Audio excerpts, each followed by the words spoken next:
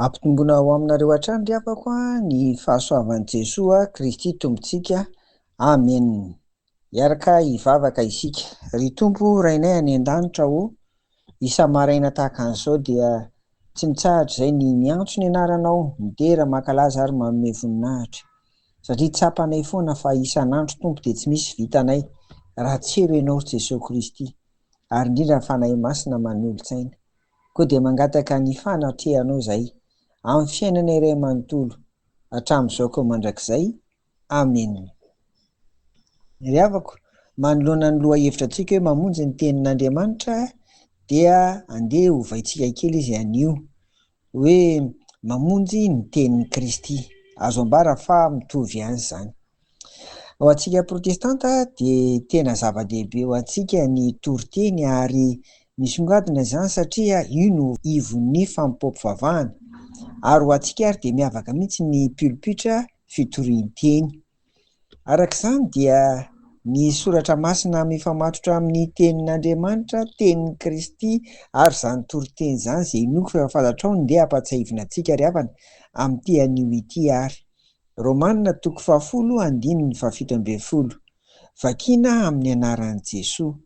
Koa ny finoana dia avy amin'ny toriteny, ary ny toriteny dia avy amin'ny tenin'i Kristy. Amen. Famatotra tsara izany.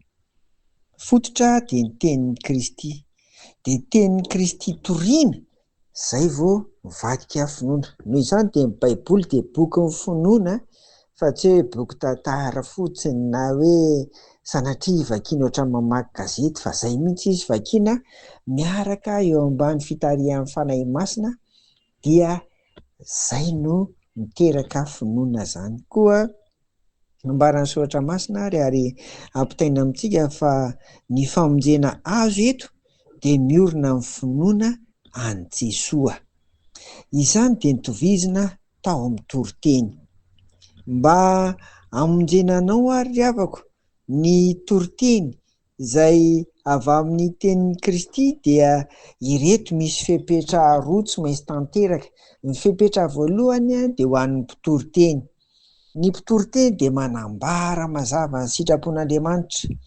Toriteny azon'ny olona tsara no ataony, ary tompona andraikitra eo anatrehan'Andriamanitra izy amin'ny teny teneniny.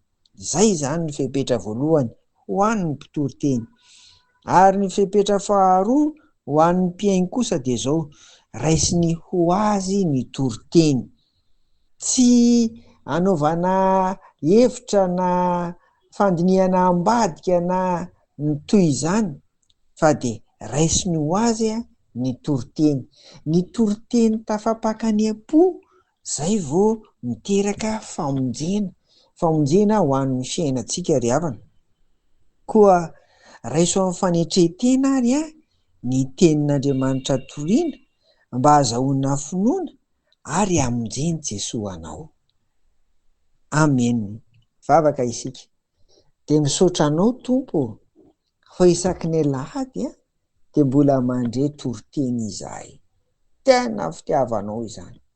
Amboaro ny fo nay tsirairay avy, ny saina mampanahy, mba handraisanay ny teny ho anay Tompo, ka hiteraka finoana, ampitombo finoana ary hamonjenao anay. Irinay sy angatanay amin'ny anaran'i Jesoa izany. Amen. Ho aminareo hatrany ny fiadanan'i Jesoa. Amen.